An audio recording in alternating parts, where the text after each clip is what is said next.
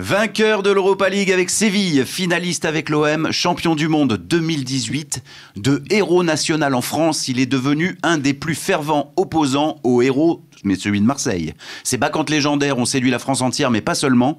Pendant quelques temps, la phrase « Qui est cette jolie blonde à côté d'Adil ?» était en top tendance sur les réseaux. Nous sommes très heureux d'accueillir aujourd'hui dans le Salon des légendes Adil Rami. Salut Adil. Salut tout le monde, salut l'équipe. Comment vas-tu ? Ça va, merci pour cette jolie présentation. Écoute, avec plaisir, on est super heureux. Pendant une heure, c'est Marjorie qui va te cuisiner avec ses petites... Elle a préparé quelques petites questions bien sympathiques et je vais te laisser dans ses mains expertes. Et là, c'est parti, tu vas tout lâcher. Il n'y a pas de problème, en plus, vous m'avez enjaillé avec votre titre de Salon des légendes. Franchement, ça fait plaisir, même si je ne me considère pas comme une légende, mais ça fait plaisir quand même. Merci. C'est pas tous les jours qu'on accueille un champion du monde sur un plateau quand même. Exactement. Merci. Exactement. Moi, je souhaiterais à tous les jeunes joueurs d'aujourd'hui d'être sélectionnés déjà en équipe de France et de participer à la Coupe du Monde. On en reviendra après. Adil, merci beaucoup d'être là, puisque tu es actuellement au Portugal, au Boavista Club Football, mais on en parlera après, parce qu'on va démarrer par ton début de vie, tout simplement, car tu es né en Corse, à Bastia, plus précisément, de parents marocains. Peux-tu nous parler un peu de ton enfance ? Une enfance modeste. Je me souviens pas beaucoup de la Corse parce que j'avais 5-6 ans quand on a déménagé pour Fréjus. Et puis je suis arrivé dans le quartier de Lagachon, ça s'appelle Lagachon. Et voilà, j'ai commencé à jouer au foot dans le quartier et je me souciais de rien. J'étais un inconscient et un doux rêveur. Et puis je crois que le premier match professionnel que j'ai pu voir de ma vie, ça a été au Stade Vélodrome. Ça a été l'Europe contre le reste du monde. Donc voilà pour la petite histoire. Mais sinon, voilà, une enfance où j'étais un hyperactif. Voilà, je voulais rien savoir de l'école.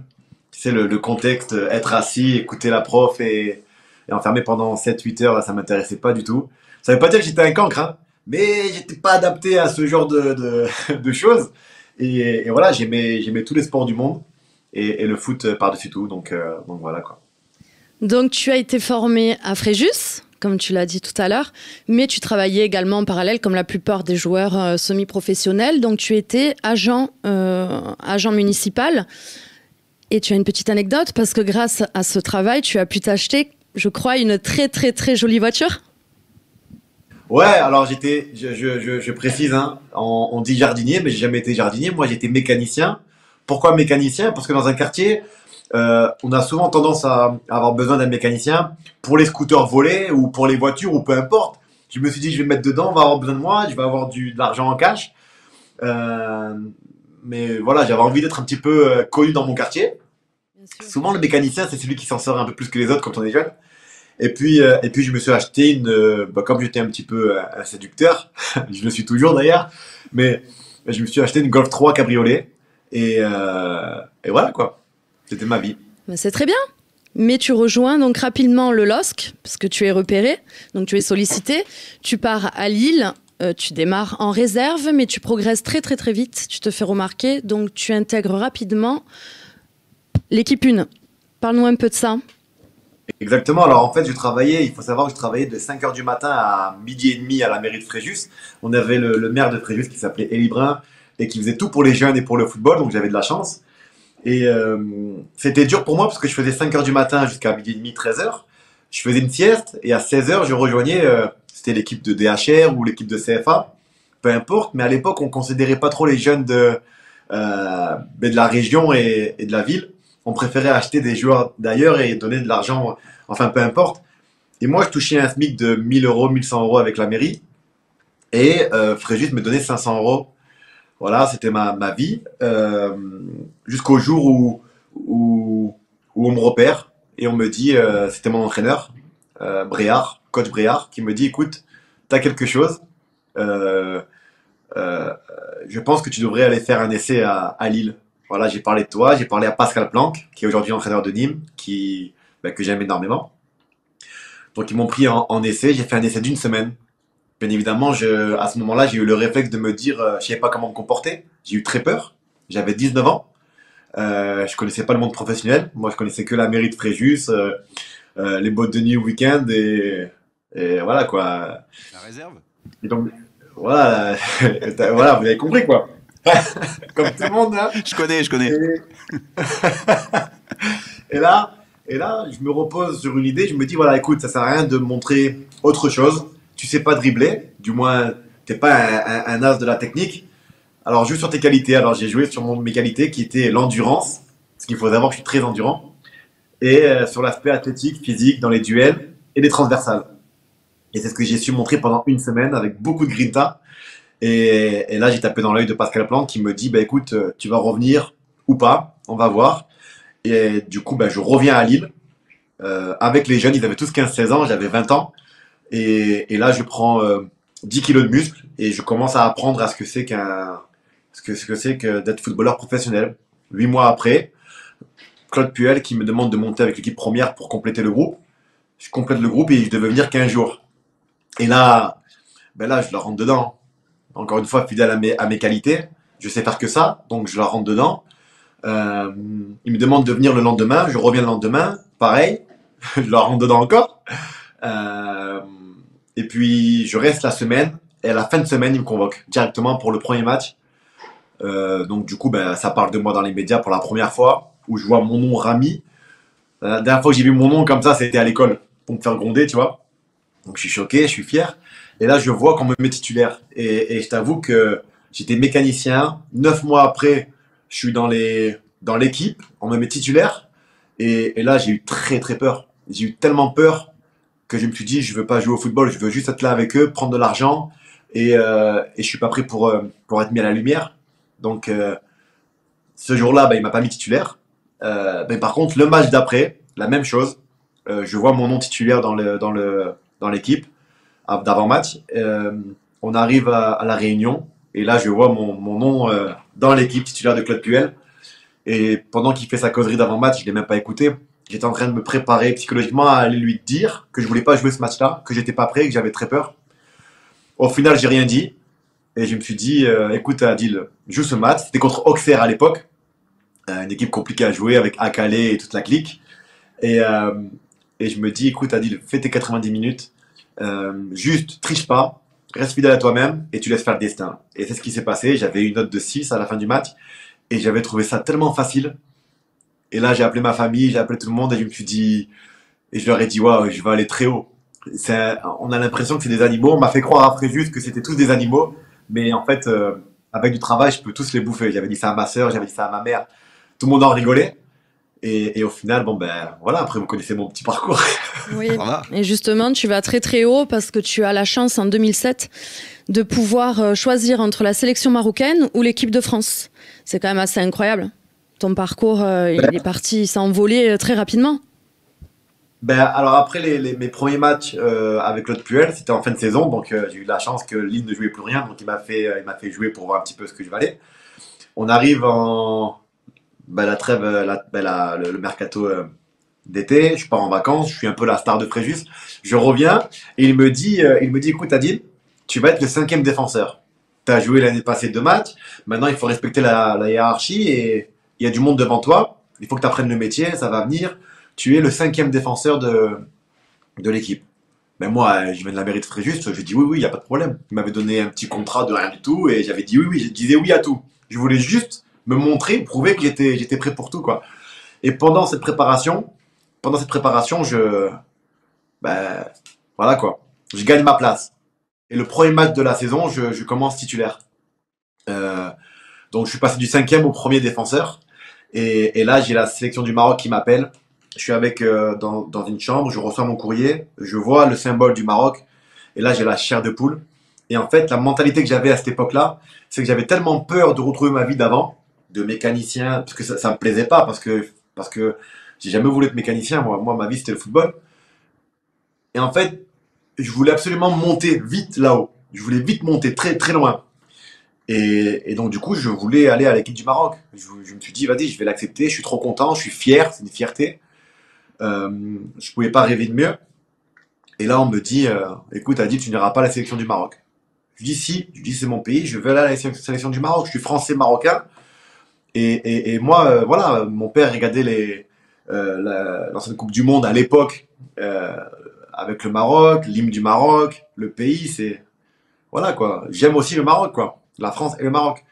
Sauf qu'à l'époque, je pouvais pas imaginer que la France, je pouvais intégrer la France parce que, en étant mécanicien, arrivé à Lille, titulaire, c'était déjà trop pour moi. Donc le rêve de jouer en équipe de France, c'était impossible. J'ai jamais rêvé ça. Et, et là, on me dit que non. On me dit, en fait, Adil, tu t'en rends pas compte de ton potentiel, mais tu es qu'à 10%. Tu débutes dans ce monde-là, mais tu vas voir, tu vas devenir une machine et que les portes de l'équipe de France vont s'ouvrir à toi. Et j'y croyais pas du tout, donc je rentre dans ma chambre. J'étais avec Marco Maric et là, je me suis mis à pleurer. Je me suis mis à pleurer, j'étais dégoûté, j'étais énervé, mais je peux rien dire. Je peux rien dire avec des mecs qui m'ont lancé en professionnel, donc je dis rien, je fais profil bas et voilà. Et là, quelques temps après, je commence à enchaîner les matchs et on me convoque en équipe de France. Et là, je dis c'est pas possible.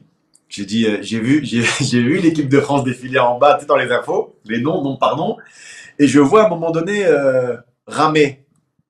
Mais je me dis mais non, ils ont fait une faute de frappe. Et j'ai vu Rami, pardon, j'ai vu Rami. Et moi j'ai dit c'est une faute de frappe. Ils ont confondu le I et le E. Ils ont voulu taper Ramé, mais ils ont tapé Rami, tu vois. Mais c'était incroyable. Cette journée, elle était incroyable. Donc, du coup, je suis appelé en équipe de France. Et là, je commence avec le temps à prendre confiance en moi et me dire que voilà, quoi. J'ai commencé à enlever mes barrières une par une et me dire que je peux être quelqu'un de très important dans le monde du football. Et ça a été le cas. Et ça continue, ouais. Parce que tu te fais repérer donc, en étant au LOSC par l'Olympique de Marseille. Une première fois ? Eh oui, c'est la première fois donc ils te veulent. En 2009, c'est ça ? C'est ça, en 2009. Mais le LOSC refuse, bien évidemment, ils veulent te garder. C'est ça, il y a eu... moi, en étant de la région, Marseille, ça m'a toujours fait rêver. Je me suis dit que c'est le moment pour moi d'aller à Marseille. Et comme je te l'expliquais juste avant, je voulais vite aller très haut et défier tout le monde. Et Marseille, c'était le moment idéal. Il m'avait appelé en disant qu'il voulait faire Diawara Rami. À l'époque, c'était les meilleurs centraux de Ligue 1. Je vais pas me lancer des fleurs, mais j'étais plutôt bien, tu vois. T'es costaud, ouais, c'est clair. Merci. Ça et du coup, je crois que cette année-là, Marseille, ils avaient fait le... en plus de ça, je voulais jouer la Ligue des Champions. Je voulais découvrir la Ligue des Champions. Et là, on m'appelle, on me dit, ok, c'est bon, tu peux négocier avec Marseille. J'avais eu Deschamps à l'époque au téléphone. On avait eu carrément une discussion avec, j'espère te voir lundi matin à la commanderie. Donc, c'était quelque chose d'énorme pour moi. Et puis, on m'appelle le dernier moment et on me dit, écoute, on peut pas se séparer de 2 joueurs cadres de l'effectif. Donc, on a décidé de laisser partir Bastos à Lyon. Et toi, on a décidé de te garder. Tu as encore une progression à faire. Donc, et là, j'étais super énervé. Mais énervé comme jamais. Et du coup, ça s'est pas fait. Je voyais Marseille en parallèle vous avez joué la Ligue des Champions, vous avez joué contre Cristiano Ronaldo, je crois, si je dis pas de bêtises à l'époque. Oui. Tout ça, ça faisait partie de mes ambitions. Mais après, le destin a fait les choses encore. J'ai une bonne étoile parce que je suis resté à Lille et j'ai pu progresser. J'ai pu continuer à être appelé en équipe de France et derrière, j'ai réussi à faire un doublé historique avec les Ch'tis. Donc, à partir de ce moment-là, je commence à me dire que j'ai une bonne étoile et que chaque chose dans son temps. C'est comme ça que ça devait se passer, ouais. Exactement. Ouais, en parlant du doublé, donc en 2011, tu remportes le doublé, Coupe Championnat avec le LOSC, mais ensuite tu pars finalement à Valence, donc en Espagne. C'était comment là-bas ? L'Espagne, parce que quand on connaît un peu le football, on sait que l'Espagne, c'est extraordinaire. À l'époque, c'était Messi, Ronaldo. Et j'avais un discours où c'était, les gars, moi je veux défier les meilleurs joueurs du monde. Voilà, c'était, il n'y a plus de barrière, je connais le monde professionnel. Et maintenant, je veux les défier. Donc du coup, j'ai quitté Lille. J'avais signé à Valence en décembre. J'avais eu une réunion avec le coach Garcia et il me dit, écoute, tu as signé à Valence. Bravo, c'est un très bon choix. Tu vas voir Mestalla, tu vas voir l'Espagne, tu vas voir les meilleurs joueurs du monde là-bas. Par contre, s'il te plaît, tu ne triches pas. Il nous reste 5 mois et on peut être champion. Et je compte sur toi. Et là, je lui ai dit au coach, moi, j'ai pas l'habitude de tricher. Je m'en fous des blessures. Je donnerai mon corps à la science jusqu'au final. Donc, vous inquiétez pas. C'est ce que j'ai fait. J'ai rempli mon contrat. On a été champion.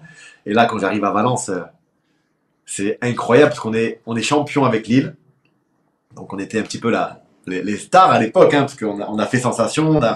On était au-dessus quand même. Et quand j'arrive à Valence, on arrive à poil dans le sens où les mecs ils te connaissent pas, ils savent pas qui t'es, ils regardent pas le championnat de France, ils connaissent pas Hazard, à l'époque ils connaissaient pas Hazard, donc j'arrive à Valence et là il faut reprouver, il faut redoubler d'efforts et, et il fallait s'adapter à un jeu où en France on disait ouais mais pour l'Espagne il faut être bon en relance, il faut être rapide. Euh, Tu sais là, voilà, ma force à moi, c'est que j'ai toujours su m'adapter, donc j'ai vite appris et ça s'est très très bien passé parce que dès mon premier match, j'arrive à marquer, j'arrive à mettre en confiance, j'arrive à gagner les supporters de Valence qui, pour ceux qui connaissent un petit peu le football, c'est des supporters très difficiles. Euh, donc, euh, donc je démarre très très bien, je marque beaucoup de buts dans la saison, je joue la Ligue des Champions, je crois que je suis à cette année-là, avec Valence, ça se passe très très bien parce que je crois que j'ai été le joueur le plus utilisé en Europe avec Messi et Ronaldo. Euh, et derrière, j'arrive à faire l'euro, mais carbonisé. Mais j'arrive à le faire. Donc après, voilà quoi. Je suis content de ma saison à Valence. Je suis content d'avoir défié les meilleurs joueurs du monde à cette époque-là. Euh, et voilà, c'est très, très bien passé là-bas. Avant que tu poursuives, pardon, Marjorie, on va remercier nos deux partenaires, que sont Le Sat, spécialiste en crypto-monnaie, et Héros de Santé qui nous accompagnent sur cette émission, Merci Le Salon beaucoup. des légendes. Merci beaucoup à eux. Sont nos sponsors. Merci beaucoup. Et je te laisse poursuivre avec Ouais, Adil. t'as un super parcours, mais ça s'arrête pas là parce que tu décides de partir donc en Italie pour découvrir la Serie A avec le Milan AC, mais pas que, parce qu'ensuite tu pars au FC Séville. Donc tu retrouves le championnat espagnol et tu remportes une Ligue Europa. Ouais, alors le problème que j'ai eu dans ma carrière, c'est que c'est vrai que je me suis toujours lassé très vite et j'ai voulu toujours monter, monter, monter. J'étais un impatient. Et donc, du coup, avec Valence, si tu veux, après 2 ans, j'en ai eu marre. Et à cette époque-là, j'avais des Manchester City qui me contactaient, j'avais des très bons clubs. Le mercato s'est pas fait. Du coup, Galliani m'appelle et me dit voilà, on t'a toujours voulu. T'es un joueur que j'apprécie parce que Galliani il parle français. D'ailleurs, Galliani, une petite parenthèse, on discute un jour, on mange ensemble et on parle de Ligue des Champions. Et il me dit, il touche la tête comme ça, il me dit l'un des plus grands monsieur que j'ai pu rencontrer dans le monde du football, ça a été Bernard Tapie. Et moi, je m'intéresse pas un petit peu au passé, de ce qui s'était passé en profondeur, de leur duel de titans entre les deux. Et je dis, mais pourquoi? Il me dit, je sais pas, un jour peut-être je t'expliquerai, mais je crois que c'est un génie. Voilà, il m'avait juste dit ça, donc je ferme la parenthèse, mais j'ai jamais su comprendre pourquoi. Donc, et moi, j'adore Galliani, un mec très très respectueux, donc du coup, quand il m'appelle, euh, ben, je suis comme un dingue parce que quand j'ai commencé à jouer à Lille, j'ai fait une interview pour Stade 2 à l'époque et il m'avait demandé mon rêve. Et j'avais dit, moi, mon rêve, c'est de jouer au Milan AC et de porter le numéro 13 parce que j'ai toujours kiffé Alessandro Nesta. Et, euh, et quand il m'appelle, je lui dis, ouais, moi, je kifferais venir et tout ça. Il me dit, voilà, on va te prendre en prêt et après, c'est à toi de faire tes preuves pour qu'on t'achète. Donc, c'était quand même compliqué à accepter. un beau défi. Ouais. Et à l'époque, je me sentais machine. Je lui ai dit, il n'y a pas de problème. Ok. Et est-ce que le numéro 13, il est libre? Il m'a dit, oui, il est libre. Donc moi, comme je suis à fond dans le destin, dans les énergies, les ondes, je me dis, ça veut dire que c'est le chemin que je dois prendre. Si le 13, il est libre et que je veux le 13 et que c'est mon rêve, il faut que j'aille là-bas. Donc du coup, je joue au Milan AC avec le numéro 13. Euh, j'assure au Milan AC avec des passes décisives, des buts. J'ai cassé quelques reins là-bas. Et derrière, il vient me voir, il me dit, écoute, Adil, tu vas partir en vacances. Je veux te revoir au Milan AC l'année prochaine. Il n'y a que lui et moi. Bronzetti, c'est un très, très influent, très costaud du côté du Milan AC et du Real Madrid.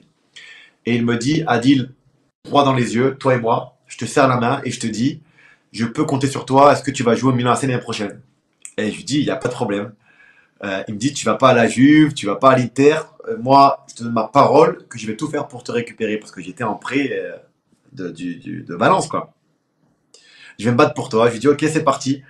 Donc, il s'est battu pour moi. Il m'a acheté, je sais plus combien de millions, 4, 5 millions d'euros, peu importe. À l'époque, c'était kiffant parce qu'il y avait Kaka, il y avait Robinho, il y avait Balotelli, il y avait des noms. Donc, de jouer avec un ballon d'or, ça fait plaisir, même si c'était pas le Kaka du Real. Mais ça reste, ça fait plaisir quand même. en sachant que j'étais mécanicien de base. Et, et donc, du coup, je commence la saison. Mais j'ai senti la patate. Je me suis dit, Inzaghi, entraîneur, j'ai dit, oula, avec tout ce que j'ai entendu sur lui, le copinage, le côté enfantin d'Inzaghi, voilà, et je le voyais faire son anniversaire en vacances avec des joueurs de l'effectif, faire la fête avec eux. J'ai senti la patate et c'est ce qui s'est passé. Donc j'ai joué, j'ai su marquer, faire des passes D et tout ça. Mais avec lui, c'est pas passé. J'ai eu du mal. J'ai toujours eu du mal avec des entraîneurs un petit peu vicieux et tout ça. Et donc, du coup, en fin de saison, je fais mes années avec le Milan AC. Et en fin de saison, j'ai un contrat encore avec le Milan AC, un beau contrat. Mais j'ai toujours privilégié le football, le temps de jeu, et la passion. Et là, on m'appelle, on me dit Unai Emery. Il me dit Adil, ça va et tout ça. Il me dit où est-ce que tu es? Je dis je suis à Dubaï. Bon, j'étais à Dubaï avec mon ancienne copine. En vacances, parce que si on. Voilà, enfin bref. Et il me dit bon, fais pas trop la fête parce que moi je te veux. Il m'a dit je sais pas si je vais signer à Séville, mais je vois qu'à Milan, t'es pas très content avec Inzaghi. Est-ce que tu accepterais de me suivre, peu importe où je vais? Je lui ai dit ouais. Retrouvailles avec Emery. Avec Emery, ouais. Je lui ai dit je suis partant. Il me dit avec moi, je sais comment tu es, je sais que tu es foufou, je sais qu'il faut te canaliser, je sais que tu aimes le travail par-dessus tout.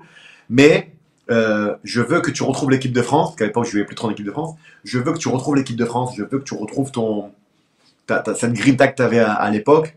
Et là, avec Inzaghi, tu l'as perdu, donc fais-moi confiance. Donc si je reste à Séville ou si je pars en Angleterre, il m'avait dit ça à l'époque, tu accepterais de me suivre? Je lui ai dit allez, c'est parti. Alors il m'appelle 2-3 semaines après, il me dit bon, j'ai décidé de rester au FC Séville, on vient de gagner 2 fois la Coupe d'Europe, l'Europa League. Est-ce que tu veux faire partie de l'équipe pour l'année prochaine et on va essayer de remporter encore des titres? Ah, je lui ai dit, vous avez gagné 2 fois l'Europa League, je vais venir, si on la gagne pas, vous allez me taper dessus. Hein. C'est stressant le truc. Pression. Pression directe. Alors je lui ai dit, allez, c'est parti. C'est parti, donc j'arrive à Séville et pareil, j'arrive et j'explose là-bas à Séville. Je retrouve tout ce que j'ai toujours eu, sauf qu'avec un entraîneur qui me donne pas. Moi, je fonctionne au feeling. Et je suis très sensible. Et c'est important la relation avec mon coach. Et là, avec lui, ça s'est bien passé. Je joue, j'enchaîne. On gagne l'Europa League. Derrière, Deschamps m'appelle avec beaucoup de respect. Il me dit, écoute, Adil, t'as le droit de refuser, mais est-ce que tu t'accepterais de revenir en équipe de France? Match patati patata. Donc là, j'ai kiffé le discours de Deschamps qui, à la base, se passait pas très très bien. Je pense qu'il a appris à me connaître. Moi aussi, pareil. Et du coup, vous connaissez la suite. Je fais un euro, plutôt un bon euro. Certains vont essayer de globaliser mon euro sur une glissade en quart de finale. Mais sinon, mon euro était plutôt bien. On arrive en finale et puis on perd la finale. Donc, j'étais dégoûté parce que j'aurais été le seul joueur de l'équipe de France à avoir remporté 2 grandes coupes majeures, l'Europa League et la Coupe d'Europe. Ça aurait été quelque chose d'énorme pour moi. Et du coup, on perd. Derrière, j'enchaîne avec Séville et avec Sampaoli. Je pense qu'on en parlera tout à l'heure, non? On va en parler. De Sampaoli. Et ça se passe très très bien avec Sampaoli. Sauf que ça me lasse. J'avais envie de voir autre chose. Et là, je me dis que c'est peut-être le moment pour moi, avec la maturité, l'expérience, de venir à l'Olympique de Marseille. Où je parlais avec le coach Garcia qui me dit voilà, j'ai vu les problèmes qu'il y avait la saison passée à l'Olympique de Marseille. J'ai vu les chèvres avec la musique Beneil dans les tribunes. Et ça, c'était pour moi un moment où je me suis dit bon, là, ils sont au plus bas, il faut que j'y aille. Et je remonte la pente de l'Olympique de Marseille, j'en suis capable. Donc j'ai quitté le FC Séville qui était en Ligue des Champions, qualifié pour la Ligue des Champions, pour venir à Marseille et essayer d'écrire une petite histoire à l'Olympique de Marseille. Donc c'est ce que j'ai essayé de faire. Et puis après, vous connaissez la suite. Donc voilà, effectivement, en 2017, on a la chance de te voir débarquer chez nous, la cité phocéenne, à l'Olympique de Marseille sous les ordres de Rudy Garcia, que tu connais déjà parce que tu l'avais comme entraîneur au LOSC. Donc, tu connais la fameuse épopée de l'Europa League et la défaite contre l'Atlético, malheureusement. Voilà, t'en gardes un souvenir, je pense, assez amer. C'était très, très dur. C'était à cette période, c'était incroyable en émotion parce que on perd l'Europa League, parce que c'est quand même beaucoup de pression, beaucoup de stress. beaucoup de joie en même temps. J'ai joué des finales, hein. Vous savez, quand tu joues une finale, c'est pas donné à tout le monde.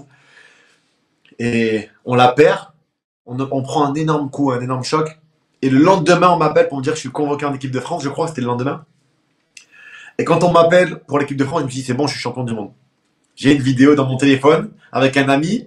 Je suis dans la voiture avec lui et je lui dis c'est bon, on va être champion du monde avant la Coupe du Monde. Je le savais parce que c'était mon histoire. On pouvait pas être champion du monde sans moi. Je le sentais. Je peux pas l'expliquer. C'est comme ça. Et à Marseille, ça s'est bien passé parce que on avait une structure, on avait des idées, on avait des soldats dans l'équipe, on avait des hommes de caractère, on avait Ocampos, on avait un triangle. On a réussi à créer un triangle parce qu'on parlait beaucoup. Et au début, c'était très compliqué pour ceux qui ne le savent pas entre Gustavo en 6 et il y avait Rolando et moi. C'était notre triangle et j'arrêtais pas de leur dire les gars, ce triangle, si on arrive à le créer, vous allez voir, on va niquer du monde. et avec Rolando, c'était compliqué parce qu'au début, on se disputait. C'est comme deux gorilles dans une même cage. Et je lui dis, écoute-moi. Il y avait Patrice Evra qui faisait un petit peu la police. Je dis, écoute-moi, je t'expliquais un truc parce que ça va me gonfler. Quand moi, je vais au duel, tu te démerdes à être près de moi et à me couvrir. D'accord? Parfois, je vais pas aller au duel, ça sert à rien d'aller au duel. Je vais gêner l'attaquant et toi, tu récupères les miettes. Et de l'autre côté, tu fais la même chose. Tu vas au duel, tu glisses, tu perds le duel, je suis là. Et parfois, juste, tu le bouscules, tu laisses passer le ballon quand je te le dis et on récupère le ballon et on garde la possession. Et au début, c'était compliqué parce qu'il voulait pas m'écouter, parce que je voulais pas l'écouter. Et puis, au fur et à mesure, ça a commencé très dur avec lui, puis au fur et à mesure, on s'est capté, et c'était super facile avec Rolando. Donc, avec Rolando et avec Gustavo qui arrêtait pas de nous dire, les gars, quand moi je sors, venez, serrez derrière moi, tu vois. Donc, on a réussi à créer un truc, je sais pas comment l'expliquer, mais c'était super important. Avec Rudy Garcia qui avait un très très bon discours à l'époque sur la première saison, où il disait, bon les gars, on a 3 choses à faire très importantes en termes de défense collective. C'est sur les 6 mètres adverses, je veux nous voir tous bloc haut. Le deuxième, c'est quand il y a une touche dans leur camp, je veux qu'on soit haut. Et quand ils jouent vers l'arrière ou qu'on perd un ballon chez eux, je veux qu'on soit bloc haut. Et quand ils disaient bloc haut, on avait tous compris ce que c'était bloc haut. Et on étouffait les équipes comme ça. Et deuxième année, il a changé son discours et il disait pressing. Et un jour, je vais le voir. Je dis coach. Je lui dis, et c'est vrai qu'après c'était un petit peu tendu, mais je dis coach, il y a 2 choses qu'il faut savoir. Bloc haut, comme on faisait l'année dernière, c'était bien. Parce que le bloc, il est haut et tout le monde respecte ses positions. Mais si vous commencez à dire pressing, le pressing, on le fait mal. On l'engage pas très bien. Donc si on va presser, parce que vous dites pressing sans être bien encadré, machin, on va se prendre des vagues. Donc est-ce qu'on peut revenir à la saison passée et faire des blocs hauts? C'est mieux. Et avec Rudy, on se disputait parce que je le comprenais pas, on se comprenait plus. Il avait changé son discours, alors qu'il fallait juste qu'on garde le même système avec un bloc haut et une sorte de couverture mutuelle et une prévention, voilà. Et donc du coup, première saison, ben voilà, on fait une magnifique saison, solide. Et puis deuxième saison, où il y a eu la Coupe du Monde, il y a eu ce choc psychologique pour certains joueurs. Pour moi, je vais parler que pour moi.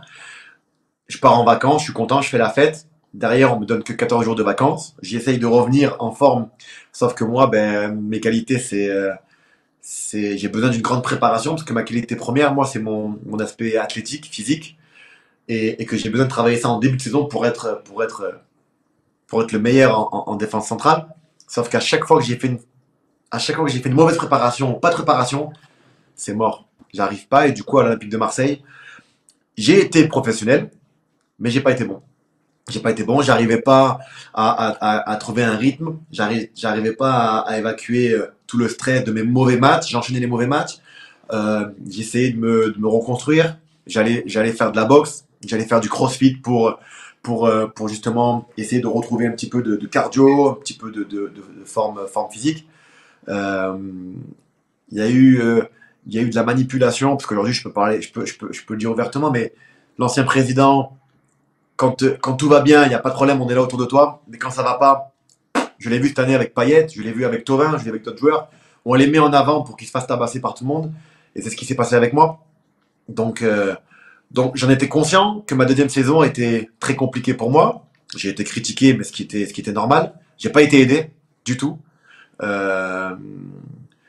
voilà, donc cette deuxième saison était très moyenne. Mais je connais les supporters un petit peu marseillais, je connais un petit peu la mentalité marseillaise et je sais que tu es critiqué le lundi et que le mardi tu peux être idolâtré, tu peux être mais pour ça il faut du travail. Donc on a fini la saison moyennement, j'étais content parce que je me suis dit à partir de maintenant, je vais profiter de toutes mes vacances pour faire une énorme préparation physique et pour changer les avis de tous les supporters marseillais. Et j'ai fait ça. J'ai commencé à faire un travail extraordinaire. J'étais prêt physiquement, j'étais prêt mentalement. Euh, on a eu la remise des médailles. J'appelle le président, l'ancien président, et je parle avec lui. Et moi, je suis trop honnête, je suis trop sensible. Et jamais je pourrais, comme ils disent les supporters, mouiller le maillot, cassez-vous. Et moi, j'avais dit au président, voilà, je vous explique juste pourquoi la saison a été moyenne. Je vous explique juste qu'est-ce qui m'a dérangé, qu'est-ce qui m'a moins dérangé. Et vous faire part que je suis triste parce que j'ai pas été bon, j'ai pas apporté ce que je pouvais apporter sur le terrain, mais que je suis motivé, que je compte bien redevenir le patron de cette défense de l'Olympique de Marseille et qualifier Marseille pour la Ligue des Champions. On avait parlé, on avait discuté pendant une heure au téléphone. C'était pendant les vacances. Donc, et il me dit, je suis très content de ton honnêteté, j'aime ce genre de mentalité, j'aime ce genre de personnage. On sait que tu es un leader, on sait que tu es un champion. J'ai aucun doute là-dessus. Donc moi, je pars après travailler, je fais ma préparation. Et quand je reviens, j'ai cette fameuse surprise euh, que je ne comprenais pas, que personne ne comprend. Et dans mon discours, j'avais dit, voilà, on va voir c'est qui le nouvel entraîneur. André Villas-Boas, pas de problème, je le connais, j'apprécie l'entraîneur. Mais que s'il y a un problème, peu importe le problème qu'il y a, les supporters ne me veulent plus ou vous n'avez plus confiance en moi, on en discute et puis je trouve un club. Et que je comptais pas rester à l'Olympique de Marseille s'ils n'étaient pas contents avec moi. C'est comme ça que je marche et c'est comme ça que j'ai toujours fonctionné avec les autres clubs. Et, et là, paf, trahison. On a fait croire à tous les supporters marseillais que j'avais fait une faute grave. Alors qu'il faut savoir que j'ai eu aucune convocation à ce jour, le lundi, ce fameux jour de Fort Boyard. J'étais pas ni convoqué ni attendu. Et les gens ne le savent pas. Il faut savoir que pas mal de monde, tout le monde sait que pendant mes jours off, on fait ce qu'on veut, plus ou moins. Et moi, pendant 2 ans à l'Olympique de Marseille, j'ai toujours fait du crossfit ou de la boxe. Et ça n'a jamais dérangé personne. Et j'ai jamais eu un avertissement me disant, dans ta journée off, tu as fait du crossfit ou tu as fait de la boxe, tu aurais pu te blesser. J'ai jamais eu ce genre de choses. Enfin bref, donc du coup, j'ai une journée off, j'ai les autorisations, j'ai les papiers, j'ai tout, en me disant, voilà, tu ne viens pas ce lundi, tu es off. Donc je décide d'aller bosser pour mon association qui me tenait à cœur. Donc je vais faire ce que j'ai à faire. J'ai aucun message en me disant où est-ce que tu es, pourquoi tu n'es pas là. Enfin bref, je suis tranquille dans ma petite life et dans mon petit truc. Je reviens le mardi matin à l'entraînement. Tout se passe bien. J'ai pas d'amende, j'ai pas de... Vous savez comment ça se passe. Hein. Et la saison continue. Enfin bref.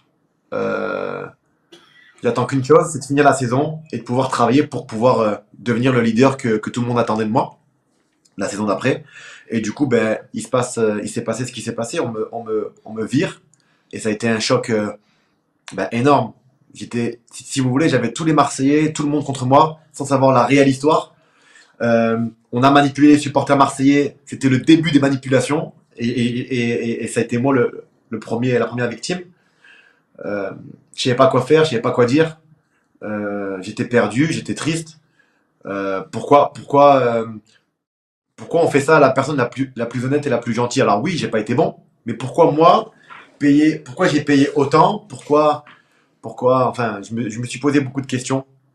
Et alors, du coup, on a essayé de même mettre les bâtons dans les roues derrière. On a essayé de faire plein de choses pour que j'arrête le football. On a essayé de me faire baisser les bras, la tête. Ça a été compliqué, mais j'ai tenu bon. Donc aujourd'hui, je joue encore au football, je suis à Boavista. J'attends mon procès avec impatience. Impatience parce que je sais que je suis une bonne personne et que j'ai confiance au karma. Donc voilà, j'ai toujours été un professionnel. J'ai toujours été l'un des plus professionnels dans l'effectif marseillaise. À venir avant les entraînements, à venir pendant mes journées off, à l'entraînement à Marseille, à travailler. Sauf que la deuxième année, j'arrivais pas. J'essayais et j'étais dans un gouffre où j'arrivais pas à m'en sortir. Donc j'ai pas été catastrophique du début jusqu'à la fin. J'ai eu des périodes où ça a été mieux. J'ai eu même un match où j'ai failli marquer un doublé où c'est Ocampos qui m'arrache qui me vole mon but contre Dijon. Mais mon côté professionnel, il a toujours été intact avec le club.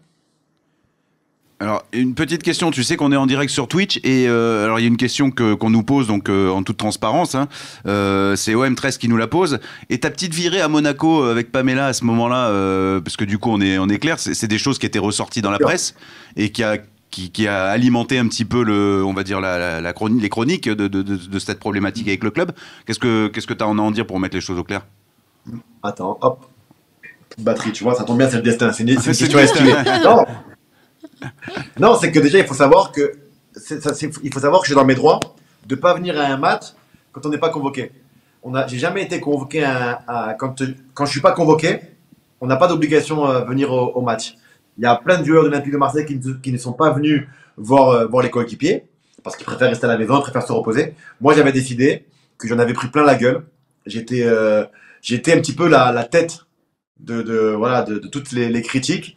On n'a pas hésité à me taper dessus. Et un jour, on me dit, Pamela me dit, écoute, tu m'as refusé toutes les fois où je t'ai demandé de m'accompagner. Est-ce que tu veux m'accompagner à une œuvre caritative? Alors en fait, c'était un truc de mode, mais sur une œuvre caritative. C'est une œuvre caritative, j'ai dit, allez, ok, pourquoi pas.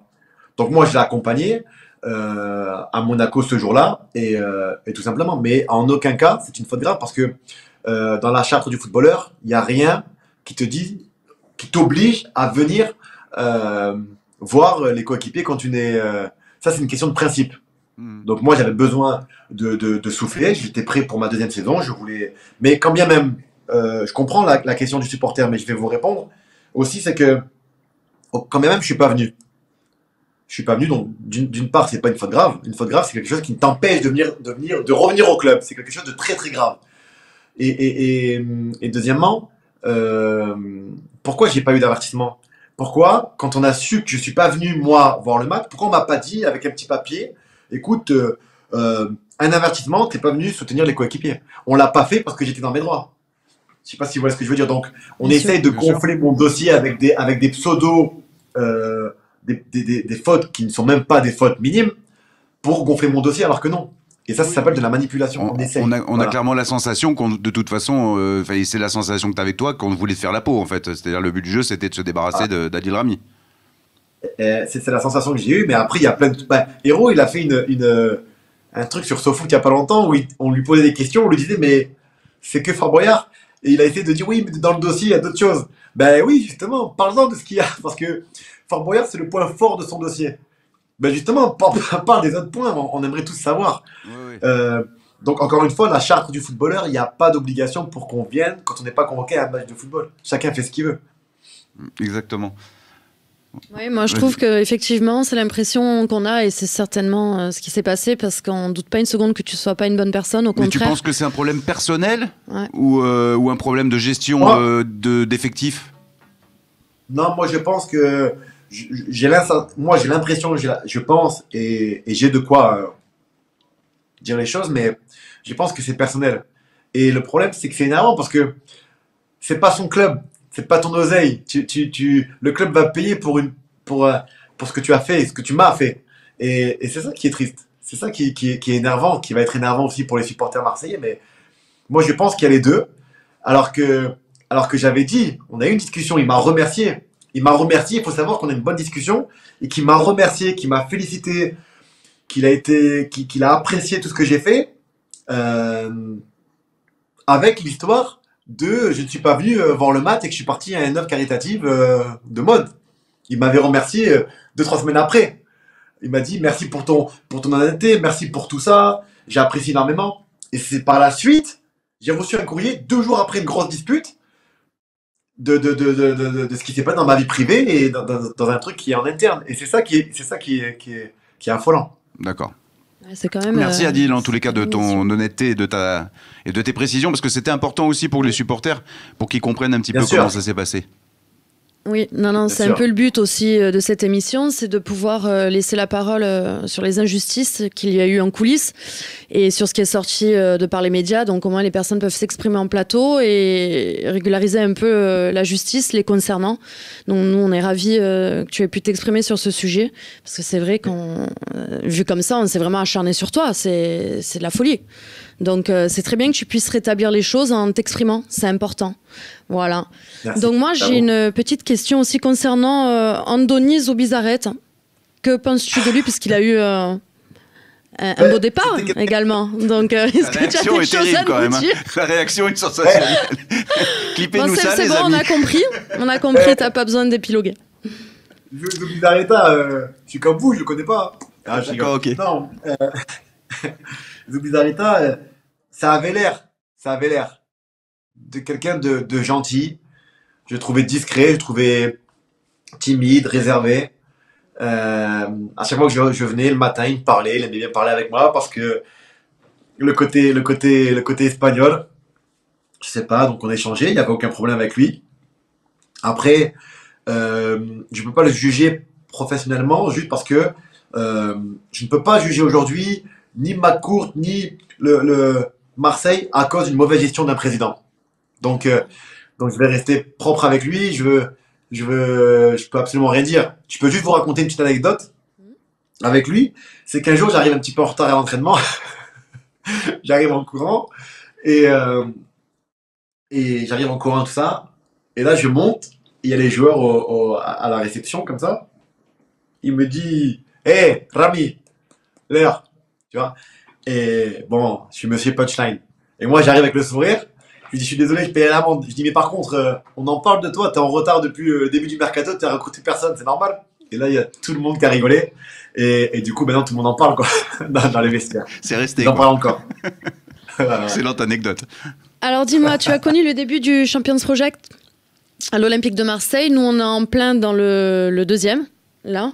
Qu'en penses-tu? Qu'est-ce que tu penses un peu de tout ce qui se passe, donc du départ aussi de Hérault, de l'arrivée de Sampaoli, de tout ce qui se passe en ce moment? Voilà, je crois que tu as 20 petites minutes pour t'éclater. Voilà. Non, mais et du nouveau président, bien sûr, Longoria. C'est une série, c'est incroyable, c'est une série. Ce club est à part. Moi, on m'a toujours dit Marseille, c'est un pays dans un pays, c'est autre chose. Mais là, je suis content de savoir que Sampaoli est là. Je suis Longoria, j'attends, je suis sceptique. On va voir ce qu'il va faire en tant que président. On va voir. McCourt, son discours, c'est bien parce qu'il est ambitieux, mais il m'a dérangé quelque part parce que il a fait sa tournée. Il a fait une tournée où il disait à peu près la même chose. Parfois, il a été un peu long dans ses propos en disant que le club, je le vendrai jamais, c'est le club de mes enfants. Enfin, voilà. Là, il dit que l'argent ne fait pas gagner, qu'il n'a pas un gros budget pour l'année prochaine, plus ou moins, en gros. Là, j'écoute Longoria, j'écoute Sampaoli. Il dit qu'il veut faire il veut faire une équipe sur mesure pour Sampaoli, mais t'as pas d'argent, donc ça va être compliqué. Sampaoli, je pense qu'il va vouloir se reposer sur des joueurs fiables. Sampaoli, c'est quelqu'un d'ambitieux, c'est quelqu'un qui va apporter quelque chose de différent. Hier, bien évidemment, c'est pas un magicien, mais hier, on a vu quand même des choses qui ont changé sur le comportement, l'attitude, de la grinta. Moi, je savais que ça allait pas tenir longtemps parce que il faut de la débauche d'énergie et les joueurs sont peut-être pas prêts pour ça. Et hier, j'ai vu de l'envie, j'ai vu une équipe, j'ai vu des replis défensifs beaucoup plus intéressants que ce que j'ai pu voir auparavant. J'ai vu sur des centres des joueurs beaucoup plus ambitieux parce qu'ils étaient 3-4 parfois dans la surface de réparation, donc ça montre à quel point tu es ambitieux, que tu veux gagner les matchs. Mais aujourd'hui, hier j'ai vu en tout cas une équipe de l'Olympique de Marseille qui a un style de jeu mais n'a pas encore les joueurs adaptés à Sampaoli, donc c'est clair qu'il va devoir recruter et qu'il va devoir changer son équipe, donc il y a du travail. Maintenant j'espère que ça va matcher, j'espère que ça va le faire, j'espère qu'ils vont prendre des bons joueurs. Hier, pourquoi pas, parce que je sais qu'il aime bien changer, il aime bien jouer en 3-4-3, il aime bien changer 3-5-2, il change un petit peu, il passe parfois en 4-3-3, il alterne. Mais ça, il faut du travail, il faut surtout du temps pour ça. Donc il n'a pas pu le changer hier. Mais hier, j'ai pu m'apercevoir que on va servir des latéraux, mais qu'on n'a pas les latéraux pour. Lirola, j'ai bien aimé. Mais il faut, à l'Olympique de Marseille, des joueurs capables de casser des reins en 1 contre 1. Tu fais un changement d'aile, pour un changement d'aile, ça veut dire qu'il y a un joueur qui va être seul en 1 contre 1 avec le joueur adverse. Et il faut des joueurs capables de faire très mal en 1 contre 1. Hier, on a vu du côté de Rennes ce qui s'était passé avec Doku. Le mec transversal, boum, il contrôle, et il va directement fixer le latéral, et puis il leur a fait mal. Il leur a fait très très mal. Et c'est ce qui manque à l'Olympique de Marseille, et c'est ce qui manque dans l'effectif de Sampaoli. On a eu des joueurs au milieu de terrain pas très pas très, on va dire, ballon. Et je sais que Sampaoli va vouloir des joueurs qui jouent au ballon, qui viennent chercher, qui se retournent. Deuxième mi-temps, j'ai vu à un moment donné, 10-15 minutes, les joueurs dégager les ballons, dégager. Ils détestent ça. Parce que si tu dégages, c'est un aveu de faiblesse. Et c'est surtout que si tu dégages, ça veut dire que tu vas devoir derrière presser, parce que c'est ce que demande Sampaoli. Et ça va être contradictoire parce que tu vas perdre du jus, tu vas perdre de l'énergie, puis après tu presseras plus, puis après tu pourras plus attaquer, tu pourras plus monter, et tu vas devoir subir. Donc il faut vraiment faire attention au style de Sampaoli. Et j'espère qu'il trouvera les joueurs adéquats pour son style en tout cas. Mais en tout cas, le projet, il a l'air intéressant, mais ça reste que des paroles et il faut voir qui compte recruter, qui compte. J'espère que Vidal ne viendra pas à l'Olympique de Marseille. J'ai entendu Vidal, je dis quoi? Pourquoi? J'espère parce qu'il a 34-35 ans et que aujourd'hui il faut arriver à trouver des joueurs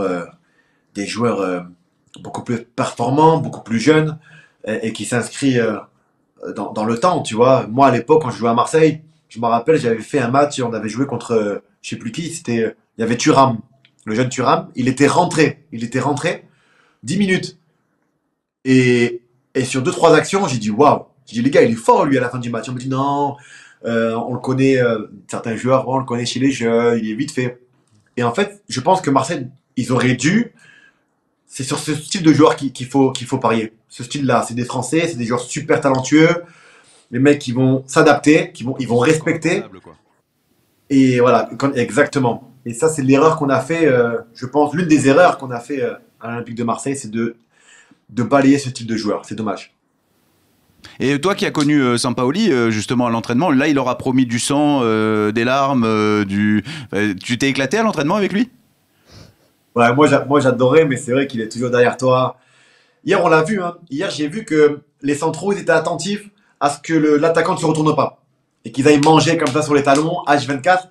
Ça c'était bien. En deuxième mi-temps, le défaut que les centraux a pu avoir et que Sampaoli déteste, c'est que, je sais pas si tu te souviens un petit peu, si tu as vu le match hier, qu'il y a eu de l'espace entre la ligne défensive et le milieu de terrain, où Rennes ont réussi à trouver entre les lignes les Kamavinga ou le Bourigeaud quand il est rentré. Et ça, c'est ce qu'il déteste. Il veut pas qu'on joue entre les lignes et que le défenseur reste à 3-4 mètres. Mais on peut pas trop leur en vouloir aujourd'hui au centraux parce que c'est un nouveau système. Il faut pas oublier que l'équipe aujourd'hui, psychologiquement, elle est quand même fatiguée. Donc c'est dur pour les joueurs marseillais aujourd'hui. C'est dur pour Alvaro, qui est un patron de l'Olympique de Marseille, mais qui a été aujourd'hui mis en central droit. Et c'est totalement différent parce que tu es un pseudo-latéral. Je pense que Sampaoli va essayer. Je pense même qu'il va mettre Sakai en défense centrale. Il va trouver peut-être son équipe comme ça en essayant, parce qu'il va essayer par contre, hein, parce qu'il va changer, il va faire des trucs, il va en profiter. Il est dégoûté. Je veux pas être son porte-parole, mais je le connais, il aime les titres et il doit être dégoûté d'avoir perdu la Coupe de France parce qu'il aurait aimé venir et la gagner. C'est un compétiteur. Il la chercher, ouais. Et aller la chercher. Moi, je suis très content d'avoir vu Rokia hier. Ça m'a fait vraiment plaisir parce que c'est Marseille, il faut tenter avec les jeunes. C'est un jeune Rokia qui n'est pas en confiance. Le petit, il a des talents, il est rapide. Et je pense que si on lui apprend le métier, ça peut être tout bénéfique pour l'Olympique de Marseille. On a des jeunes comme Bouba Camara qui montent en puissance. Mais dommage que ce qu'on fait avec Bouba Camara, on ne le fait pas avec d'autres jeunes. Qu'on ne les mette pas en confiance, qu'on ne les mette pas en condition. Voilà, je pense à Morgan Sanson, il est parti, mais c'est un joueur, on aurait pu, je pense, profiter plus de ce joueur-là. Et Morgan Sanson, on l'a jamais mis en confiance. Un jour il joue, un jour il joue pas. On est là, on le respecte pas plus que ça. Rokia, bon maintenant il faut du temps parce qu'il est jeune, mais c'est pareil pour lui. Donc on les met pas en valeur. Certains joueurs qui méritent, on les met pas en valeur. On les fait pas travailler, donc c'est dommage. Mais ce que j'ai vraiment aimé de la part de Sampaoli aussi, c'est un détail super important, c'est qu'il dit qu'il veut mettre en place aussi son idée aux jeunes, pour pas que quand ces jeunes-là montent en première division, quand en équipe première, soient dépaysés. Et ça, c'est un détail super important de commencer à mettre tout le club sur les mêmes rails. Et ça, c'est très très très important. Oui, c'est fil conducteur. Tout le monde est dans la même optique, tout le monde va dans la même direction, c'est très important, c'est vrai. Il y a Bakaba 9 sur Twitch qui nous balance une question. Là, écoute, je te la pose telle quelle et tu y réponds comme tu veux. Salut Adil, tu nous disais que Mitroglou était super bon à l'entraînement, mais terriblement nonchalant, et tu disais qu'il y avait d'autres joueurs dans le même type. Lui, il veut des noms. Et comment expliques-tu que la deuxième saison se passe mal pour un entraîneur? Le groupe lâche systématiquement le staff. Pourquoi? C'est vrai qu'il y a un petit peu cette tradition à l'Olympique de Marseille où quand un entraîneur arrive, la première saison, ça se passe pas trop mal. Et la deuxième, ça part en couille. Ouais, c'est vrai. Alors pour Mitroglou, moi je suis un peu dégoûté parce que moi j'aurais aimé le voir plus jouer. Le mec, il a fait quand même une belle carrière. Et peu importe, c'est vrai il a un côté nonchalant. Il a un côté nonchalant. Mais moi demain, je travaille dans un club, je paye un joueur un certain salaire, un certain montant. Et le travail du club, c'est de l'optimiser. Tu te démerdes, toi, ton travail, tu dois l'optimiser. Tu dois le mettre dans les meilleures conditions pour qu'il puisse se sentir bien, pour qu'il puisse se sentir heureux. Le mec, il fait un match mauvais, 2 matchs, 3 matchs, 4 matchs, il est critiqué par les supporters, eh ben, tu lui donnes de la confiance et tu travailles sur son état d'esprit, sur tout ça. Et Mitroglou, moi, je l'ai vu de mes propres yeux, on l'a mis de côté. On l'a mis de côté. Ça a été, je crois, le meilleur buteur en termes de rapport qualité-prix. Ouais. Non, pas qualité-prix, En termes mais de temps de jeu. match joué, machin, pardon. Je dis des bêtises, hein. Je crois qu'il a des meilleurs stats que Benedetto ou que d'autres attaquants. Donc il aurait mérité tout ça en sachant qu'on l'a jamais mis en confiance. Et c'est pour ça que je dis que on était à Marseille, certaines personnes, et que ces gens-là ne connaissaient pas le football. Mais tu dois savoir optimiser tes joueurs au maximum. Tu dois faire un travail. Tu dois montrer que l'Olympique de Marseille, c'est le plus important, mais que tu aides ces joueurs-là qui en ont besoin. Dimitri Payet, quand il n'est pas bien, on sait que moi, Dimitri Payet, j'adore ce joueur. J'aime ce joueur, je sais de quoi il est capable quand il est bien physiquement.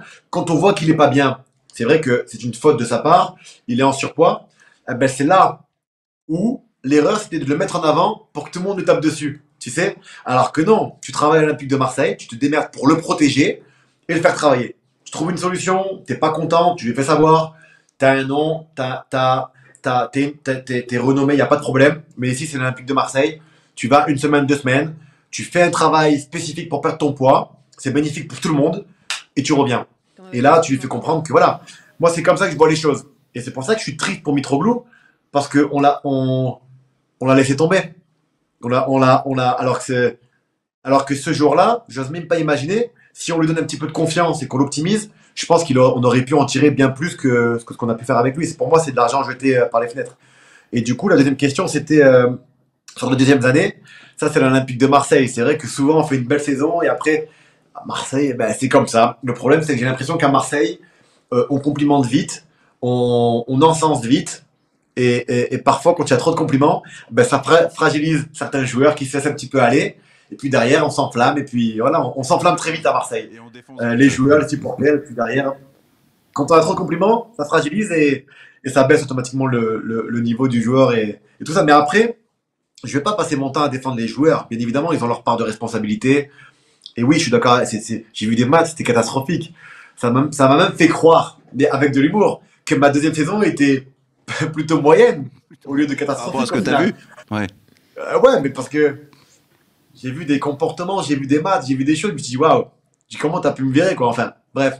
Et du coup, je pense que c'est important d'être soutenu, d'avoir des piliers olympiques de Marseille comme président, comme directeur sportif, des mecs qui t'entourent et tu sais que c'est solide. Quand tu sens des mauvaises ondes, l'énergie mauvaise, du vice, de la manipulation, les mecs ils perdent confiance et ils veulent plus. En quelque sorte, je sais que les gens vont dire ouais mais pour ce salaire-là, tu peux t'arracher, on te paye machin. Mais après il y a les liens, il y a l'énergie, les vibes, il y a tout ça et t'es dégoûté. T'es dégoûté de voir que ce mec-là, en fait, il se fout de toi et qu'il va te manipuler, il va te mettre en avant. Cette année, on a mis Thauvin, Payet devant sur une pseudo-dispute. Ça arrive tout le temps des disputes. Ça arrive tout le temps. Moi, de mes propres yeux, j'ai vu des droites, gauche, coups de pied. On en a jamais parlé parce qu'on était dans les bonnes périodes, tu vois. Sauf qu'on a camouflé, c'était bien parce qu'on était bien, on faisait un beau parcours et tout ça. Le groupe vit bien. Et là, on essaie de déplacer le problème, on balance, on essaie de savoir c'est qui la top. Bon, je sais c'est qui la top. On déplace le problème et on met Payet Thauvin devant comme ça. Et moi, je suis pas d'accord. Je suis qui pas est la d'accord top parce que je sais comment. C'est peut-être pas à lui de le dire. Mais... C'est peut-être pas. Tout le monde pense à ce que. Ouais, c'est peut-être un joueur. C'est vrai qu'il y a des joueurs qui parlent pour avoir des bonnes notes, parfois des bons liens. Mais là, non, je pense pas que ce soit les joueurs. Donc, on dit, ouais, on va trouver cette top. On va. D'ailleurs, c'est vrai que Sampaoli devait être ravi parce que ça a déjà commencé dès son premier match, hein, parce que la compo est sortie, alors que lui il déteste ça, j'imagine tu le sais. La compo est sortie quelques longues minutes et voire heures avant, et ça a dû avoir le don de l'agacer fortement. C'est dommage. Après, tout ce qui s'est passé avec Sampaoli, tout le monde s'est focalisé sur lui, son style de jeu. Moi, je pense que indirectement, ça a aidé les Rennais. Ça a aidé les Rennais parce qu'on s'est focalisé sur Sampaoli, son style de jeu, la composition. Et à côté, les Rennais ont travaillé tranquillement. Ils se sont dit, bon, on va voir ce qui va se passer. Ils vont sûrement venir nous presser. On va rester disciplinés, bloc mi-hauteur. On va attendre, on va voir ce qui se passe, qu'est-ce qu'ils comptent faire. Et c'est un peu ce qui s'est passé. Donc je pense que c'est pas avantageux pour les Marseillais d'être aussi populaires parfois. Et je sais qu'on peut rien faire contre le fait de savoir les compositions avant. C'est comme ça partout pareil. Le seul truc que les coachs font, c'est de mettre plusieurs joueurs et de mettre jamais l'équipe type avant le match. Je sais que ça se fait beaucoup. Sampaoli, il a plus tendance à mettre l'équipe type et changer un joueur, voire deux grand maximum. Mais sinon, on va savoir l'équipe toujours un jour avant, normalement, plus ou moins. D'accord. Ok Adil, maintenant est-ce que tu peux nous parler un peu de ta situation actuelle, donc au club Boavista, et puis as-tu aussi en tête des multiples reconversions pour la suite? Est-ce que tu peux rester dans le milieu du foot? Moi j'ai galéré parce que si tu veux, après tout ce qui s'est passé, je suis arrivé à Fenerbahçe, on m'a mis les bottins dans les roues pour pas que je joue, pour d'autres choses que j'expliquerai beaucoup plus tard. Donc j'ai décidé de partir en Russie, je suis arrivé en Russie, c'était le confinement. C'était le coronavirus time, c'était incroyable comment c'était dur. Bon, mais il fallait passer par là. Donc du coup, après, je rentre à Saint-Tropez, Fréjus, je fais une préparation et je me relance avec Boavista, un club ils ont fait 19 nouveaux recrues. Donc j'ai eu la chance de rencontrer Luis Campos, qui est une personne extraordinaire, que j'ai toujours soutenu à l'Olympique de Marseille, parce que je connais à quel point il aime le football et surtout il connaît le football. Et voilà. Enfin bref, et donc du coup, j'accepte. J'arrive et c'est vrai que c'était compliqué parce que pendant le confinement, j'étais blessé au genou. Ça m'a pris entre 8, 9, 10 mois. J'arrive à Boavista et puis après, je fais des récidives sur mon mollet. J'essaie de me refaire une préparation, c'était compliqué. Mais là, aujourd'hui, je me sens bien. J'enchaîne les matchs. Je me suis refait mal, là, une petite blessure de 10 jours, ce qui peut arriver à tous les footballeurs. Mais enfin, je retrouve des couleurs, je retrouve un rythme, je retrouve des formes. Et ça a été super important pour moi. À 35 ans, c'est pas facile de relever la tête. J'ai su le faire et je compte bien encore continuer et m'amuser dans ce monde-là. Après, concernant mon avenir, je sais pas, vous savez, je suis un anti-case. En France, on aime bien voir le footballeur dans le football. Si on nous voit ailleurs, t'as rien à faire ailleurs, va t'entraîner, va jouer au football. Parce qu'on veut pas nous voir dans l'humour, on veut pas nous voir dans les films ou dans les séries. Enfin bref, peu importe.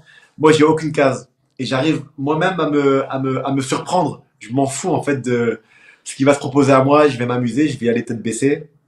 Aujourd'hui, je travaille aussi avec RMC.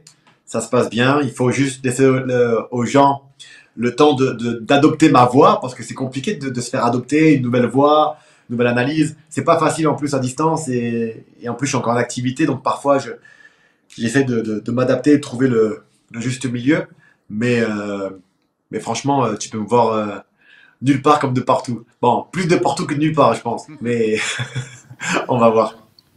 Et écrire un livre, ça t'intéresserait? Tu as déjà pensé? Une biographie ou de écrire un divulguer bouquin, une biographie. Mais Marjorie, tu veux que je fasse un autopsie 2? Parce que j'ai déjà fait un livre.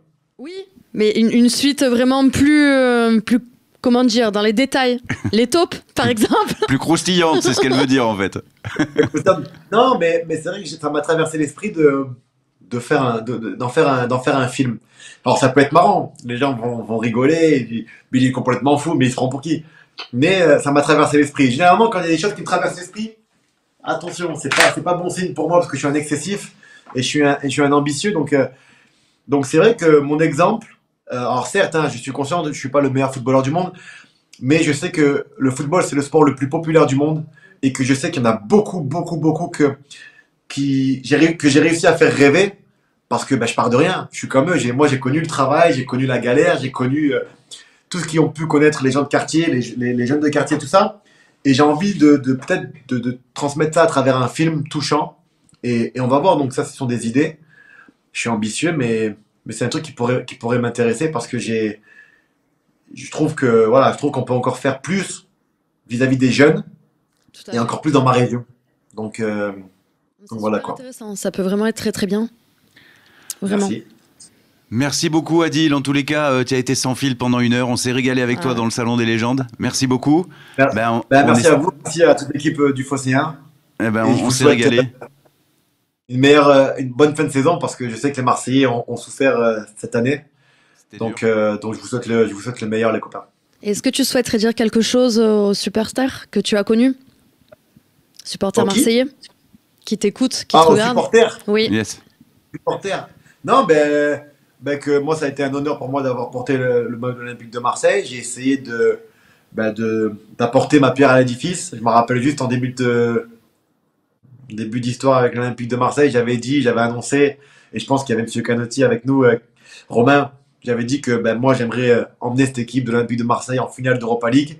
Et ça a été une grande réussite parce qu'au début, on se foutait de ma gueule en conférence de presse.